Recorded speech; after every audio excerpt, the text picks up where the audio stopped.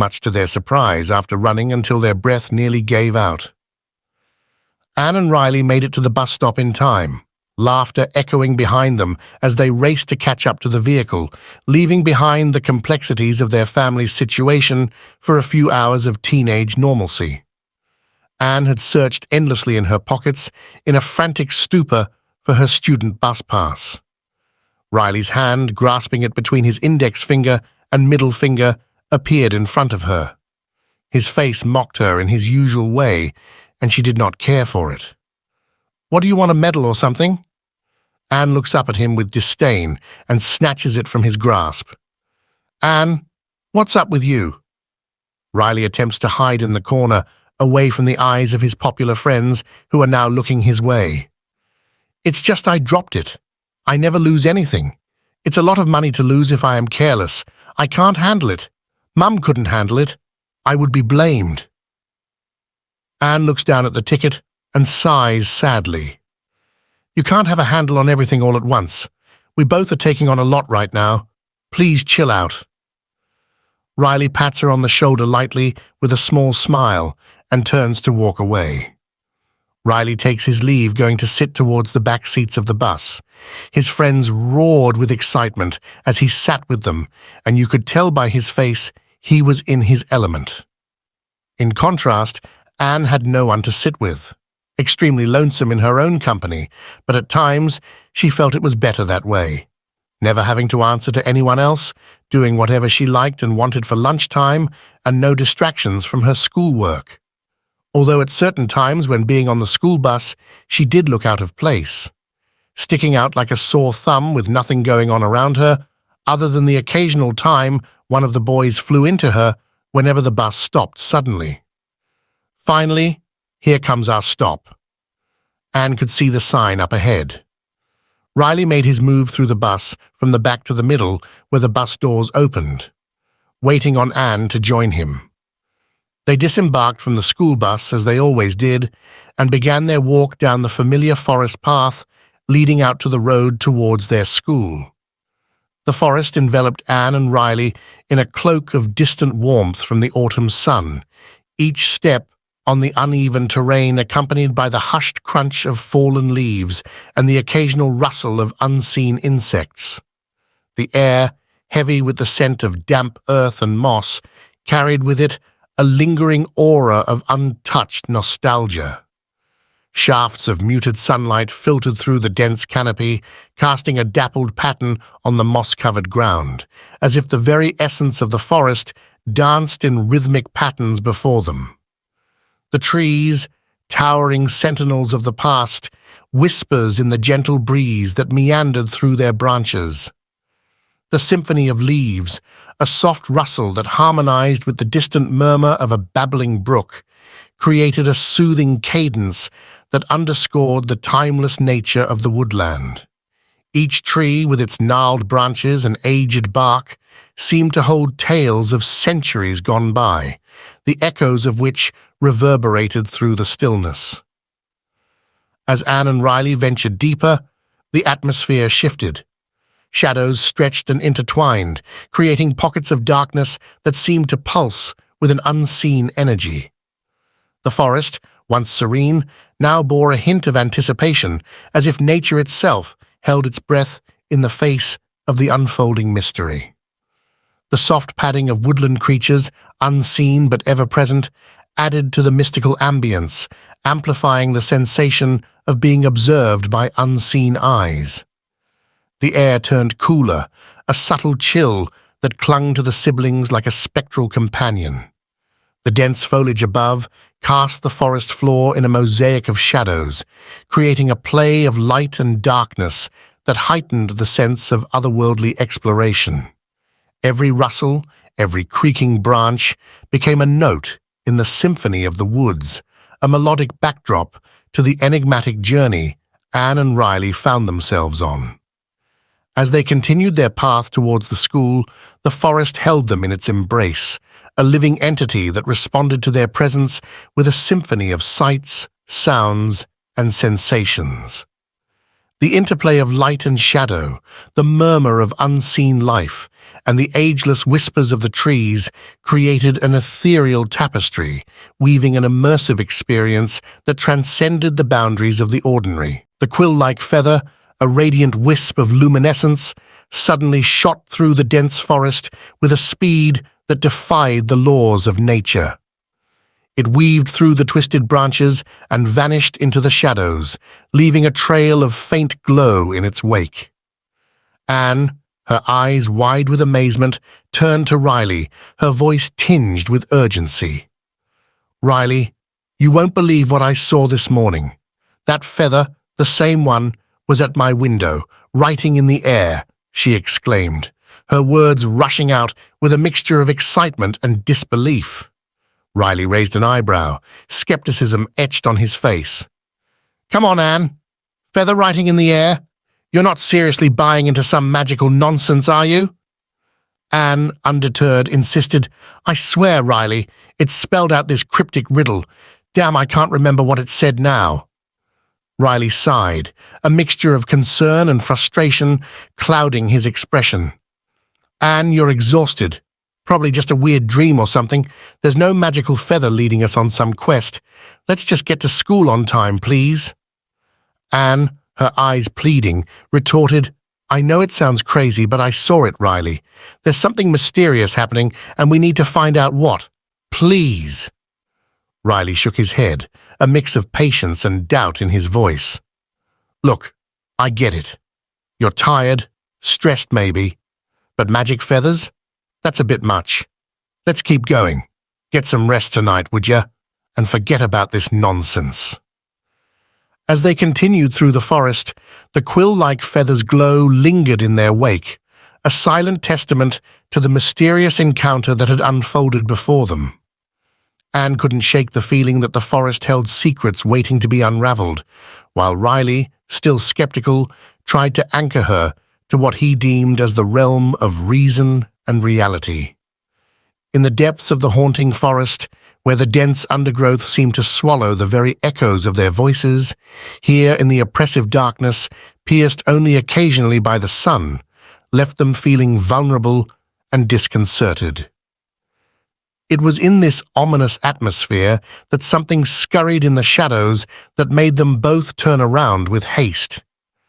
As Riley intriguingly looked harder into the hollow of the forest, a surreal stillness enveloped them. The air hung heavy with an otherworldly hush, broken only by the faint rustle of leaves underfoot. Riley's senses heightened as he perceived an ethereal presence lurking in the shadows. Suddenly, an abnormally large feline, painted black and white, materialized amidst the foliage on its hind legs, its eyes gleaming with an emerald glow that seemed to pierce through the veil of reality as the feather Anne had talked about floated towards the cat. Riley, perplexed by the sight of this creature dressed in regal regalia in rich hues of red, brown, and amber, felt slightly uncertain on if any of this was actually real. The furry face was directly beneath a top hat which comically seemed too big for the creature's head. Softly with elegance, the quill settled itself into the brim of his hat. Strange sounds emanated from the mysterious creature, a language beyond human comprehension. As if drawn by an invisible force, Riley found himself captivated by the surreal scene unfolding before him. The forest echoed with an eerie symphony of whispers. The leaves seemed to be talking to him. Time itself appeared to pause, and the siblings stood frozen, ensnared by the enigma that unfolded within the heart of the woods. In that suspended moment, the silence grew deafening, amplifying the mystical connection between Riley and the mythical feline entity. It was as though the hollow of the forest held secrets that transcended the ordinary, and Riley felt a profound connection to the unknown. Anne, too, stood wide-eyed, sharing in the unearthly encounter as the boundaries between reality and the unfathomable blurred in the midst of the ancient grove. His purpose was clear, though his intentions remained a riddle. The creature moved with deliberate intent, weaving through the undergrowth in a deliberate dance of shadow and moonlight. He led the lost duo with a captivating mystique, guiding them around a colossal, jagged rock formation adorned with ancient rune symbols that seemed to pulse with an eerie, eldritch energy. Anne and Riley followed, their curiosity piqued as they ventured deeper into the heart of the forest. Fear coursed through Anne and Riley, but their disorientation had led them deeper into the ominous woods, much further than they usually would venture, through a tangle of vines like entwined fingers, with its sharp thorns like the fingernails and jagged rocks, until they reached the entrance of a hidden cave nestled behind a curtain of emerald ivy. The cat-like creature had woven a mesmerizing trail, but as they pressed forward, it felt as though he had vanished into thin air, leaving the duo with an unsettling sense of confusion. They exchanged puzzled glances, their brows furrowing in growing perplexity. Riley began to doubt the wisdom of their pursuit, and Anne felt a tinge of unease creeping over her. It was in this moment of disconcerting silence that Anne's keen eyes caught a peculiar sight. She noticed a faint ripple in the very fabric of their world, like a shimmering veil between dimensions. With hesitancy and a hint of trepidation, Anne extended her hand, pushing it gently through the ephemeral barrier. As she did so, her fingers seemed to pass into a different reality, going all colors of the iridescent prisms that shone like starlight, and she could see the cat was standing on the other side of this chrome cascade, his emerald eyes locked onto hers with an almost knowing gaze. Could this be a gateway to another realm? A place that defies understanding? Summoning courage, Anne took a deep breath and boldly stepped through the shimmering veil, disappearing from Riley's sight.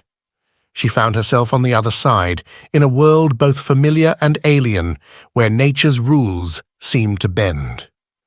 With determination, she reached back through the shimmering portal, extending her hand to Riley, who she could see is hesitating the other side of the barrier, seems too scared to follow.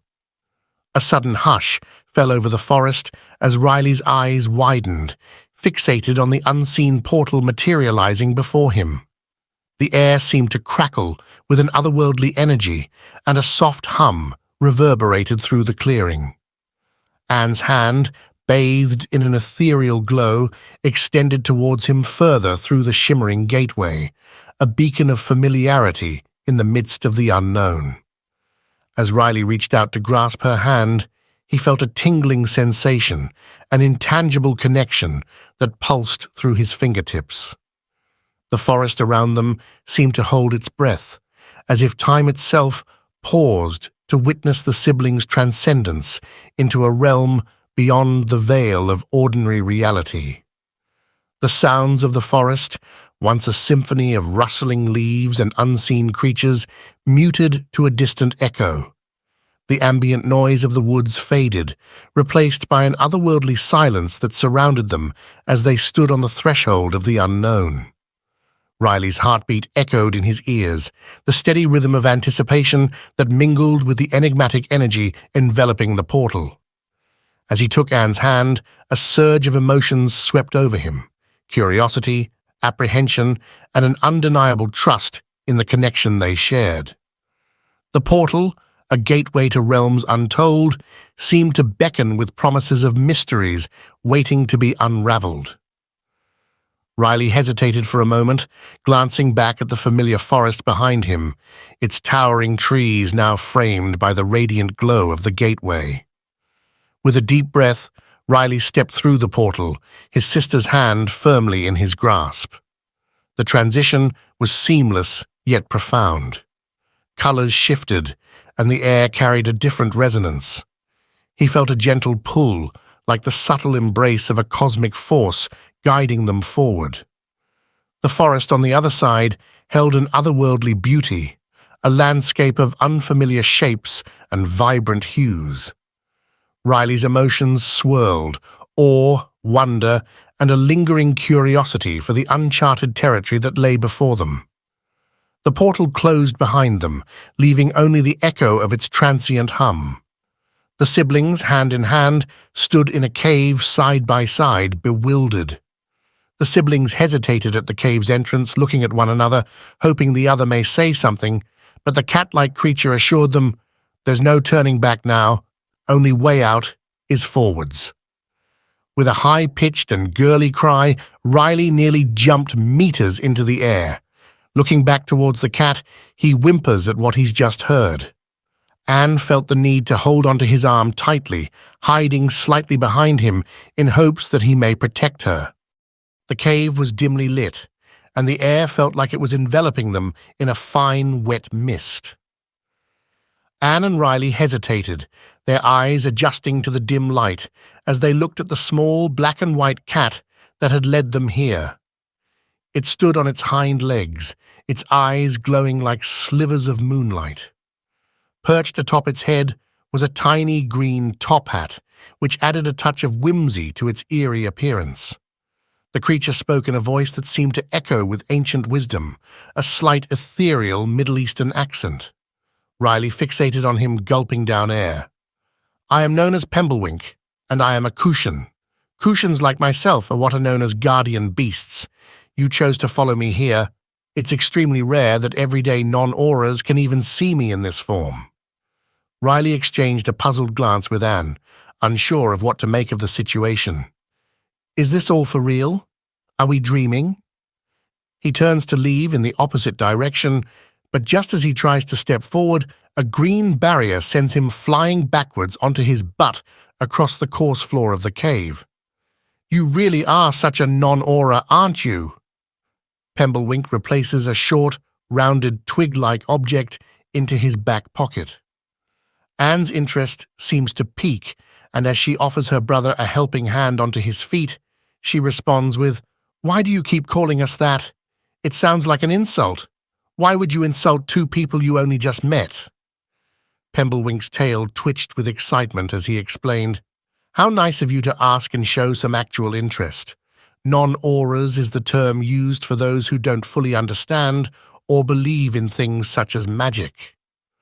Riley still seemed very hesitant, attempting to pull away in the direction leading back towards the cave's opening, but the allure of adventure and the unknown was too strong to resist for Anne. Finally, she asked, "I just want to know why us. Why can we see you?"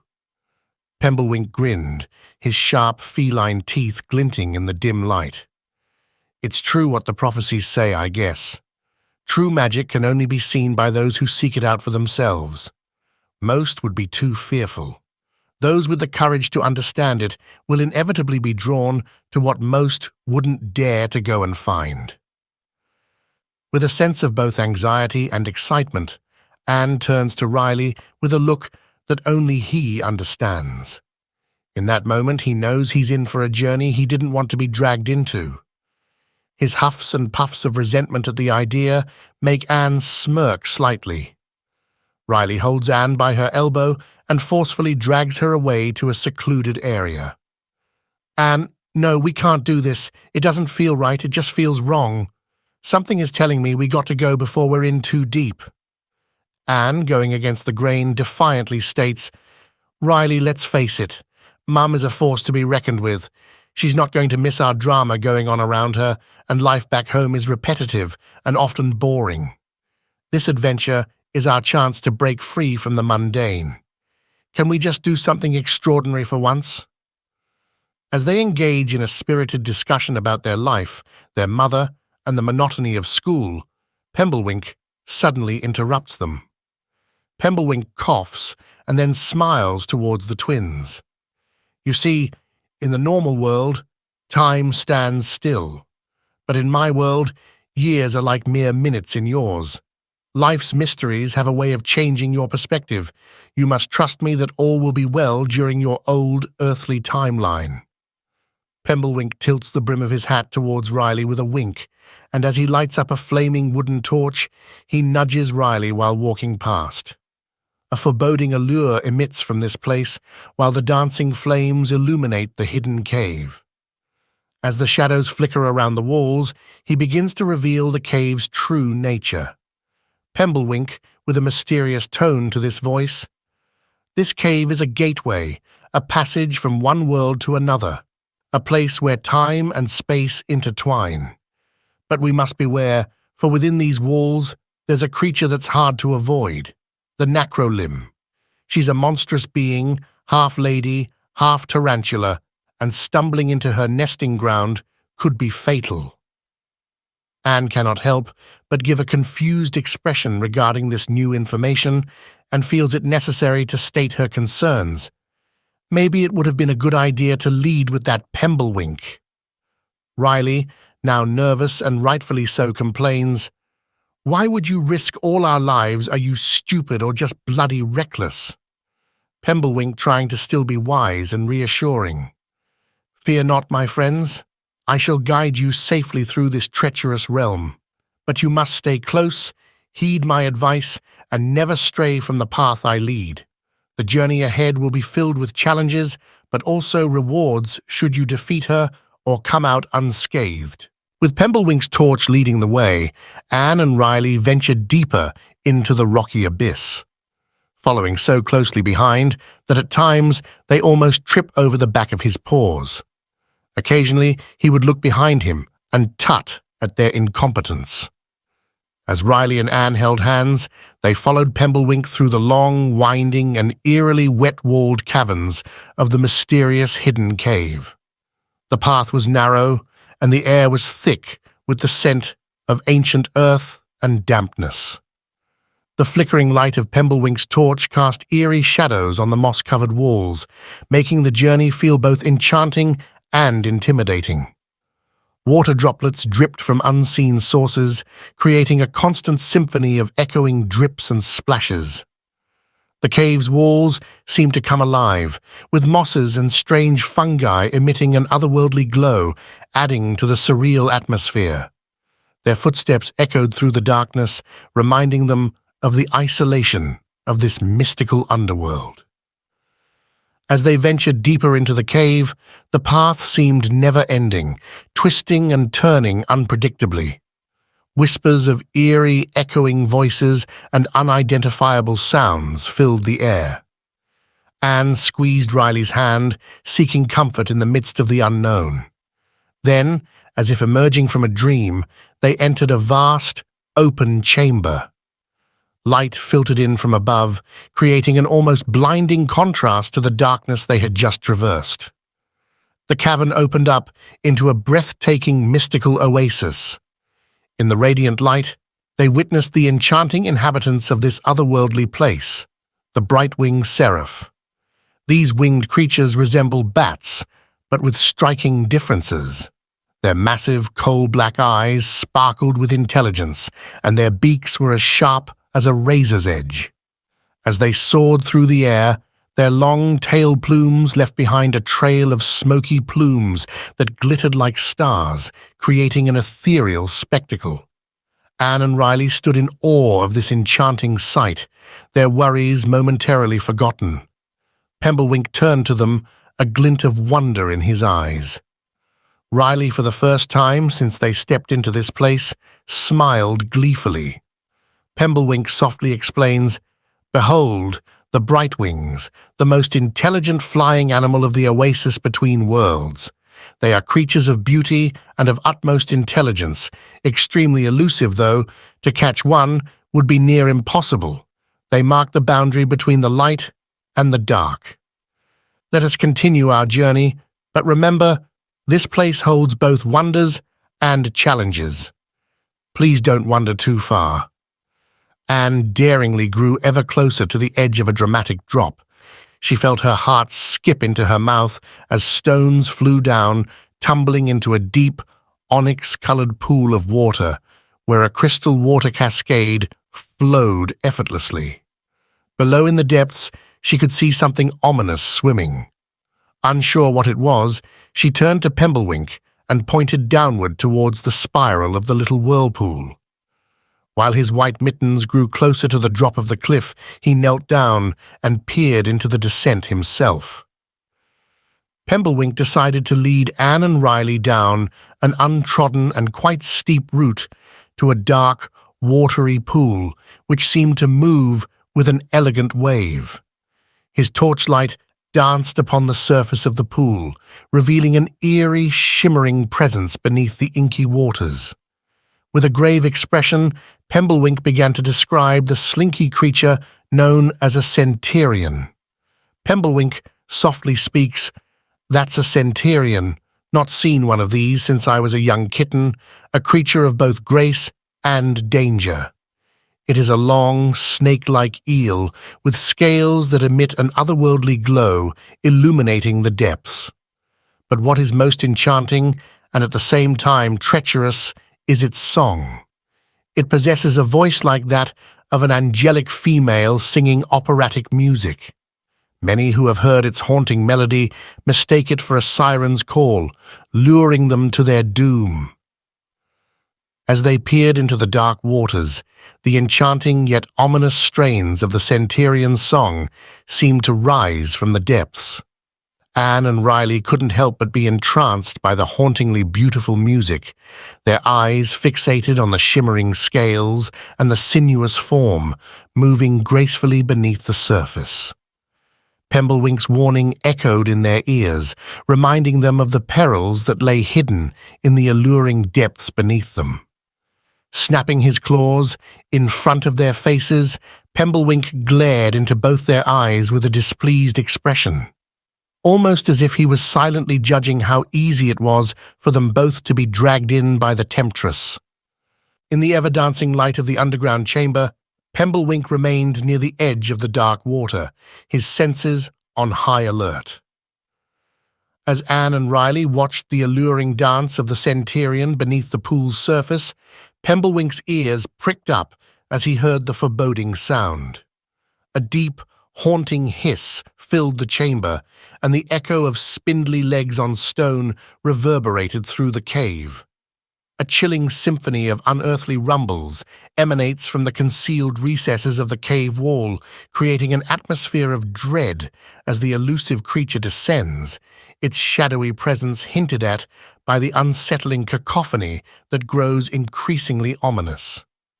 Suddenly, the sounds faded as fast as they came. You could have heard a pin drop in the furthest part of the cave. Looking around the sharp edges of the rocks on the walls, the twins both felt the need to talk in code, through body language and signs, to not pierce the silence. Pemblewink's eyes widened as he gazed up at a large crack in the cavern wall above the pool. Emerging from the shadowy abyss above, the monstrous form of the Necrolimb revealed itself. With a top half that resembled an ethereal lady, holding a lasso of web in her claw-like hands, and a bottom half of long, spindly, razor-sharp legs, it was a nightmarish fusion of beauty and horror. Anne and Riley followed Pemblewink's horrified gaze, their breath catching in their throats as they beheld the creature's unsettling presence. Fear clenched their hearts as they realized the danger they were in. Before the Necrolimb could descend upon them, Pemblewink knew he had to act. With a swift incantation, he cast a protective spell, Aurum Ward, he chanted aloud, conjuring a shimmering golden globe that enveloped all three of them. The globe encased them in a magical shield, offering a barrier against the approaching threat. As the Necrolimb lunged with the lasso, about to fly towards the shield of gold with malevolent intent, the centurion, as if sensing the danger, sprang into action. Time seemed to slow as both Anne and Riley followed up the centurion's sleek body with their eyes, as the two otherworldly creatures clashed in a fierce battle. The centurion, with its luminous scales and angelic voice, fought valiantly against the Necrolimb's monstrous form. Their struggle was a dance of light and shadow, and the underground chamber echoed with their ferocious combat. Pemblewink, Anne, and Riley watched in awe and terror as the fate of their adventure hung in the balance. The Necrolimb's menacing hiss clashed with the haunting melodies of the centurion's song, creating a surreal symphony of life and death. In the end, It was the Centurion's determination and the strength of Pemblewink's protective spell that prevailed. With a final resounding clash, the Necrolimb was defeated, vanquished into the shadows from whence it came. Breathing heavily, Pemblewink lowered the golden shield, allowing Anne, Riley, and himself to step out of its protective embrace. The chamber, once filled with danger and chaos, now exuded an eerie stillness. The Centurion, victorious but wounded, retreated back into the dark waters with a cry of sorrow, its song fading into the depths. The serpentine creature lay motionless for a moment in the depths, its once vibrant scales now marred by the dark, luminous blood oozing from its wounds. The thick, rich liquid had landed in puddles on the floor, which bubbled with an otherworldly glow, casting an eerie ambience over the scene. The uneven rocks beneath it transformed into a slick, wet canvas, stained with the inky remnants of the creature's life force. As Riley and Anne cautiously approached, the blood's bubbles emitted ethereal ripples of smoke, dancing like ghostly flames in the cavern's dim light. Anne, drawn by a curious mixture of fascination and fear, extended her hand to touch the enigmatic substance. However, before her fingertips made contact, Riley instinctively swatted her hand away, a sudden and unintended motion born from a mix of concern and the ominous energy surrounding the creature's blood. In the aftermath, Riley winced, having inadvertently hurt himself on the creature's blood as it made a hissing sound against his skin. The air thickened with a sense of both danger as the mysterious serpent's blood continued to pulse, casting an unsettling glow that underscored the profound mysteries of the Centurion. As they caught their breath, Pemblewink turned to Anne and Riley, his eyes filled with both relief and exhaustion. Pemblewink: "We've faced the perils already, my friends, on your first day. The journey is far from over, but remember, courage and unity will be your greatest strengths here. Never forget that." With them getting to their feet slowly, they watched a now weary and tired Pemblewink struggling to get to his paws. Stumbling, he had to find a nearby rock to rest against for a moment. Riley walked briskly towards him, kneeling down to his level, grabbing him up into his arms as Pemblewink purred, but then looked embarrassed. Anne looked on at them both as her smile went from ear to ear. "Exactly what are you smiling for? We nearly just died." Both Pemblewink and Riley glanced at Anne with a sarcastic expression. Anne walked towards them both and threw her warm arms around them both. She sighed out, with her breath quivering slightly. "I couldn't be happier than I am right now to see you both alive." She felt the embrace of both two arms and soft paws, with a piercing of claws in her skin, as they all gently stood, not moving, holding one another, and breathing heavily.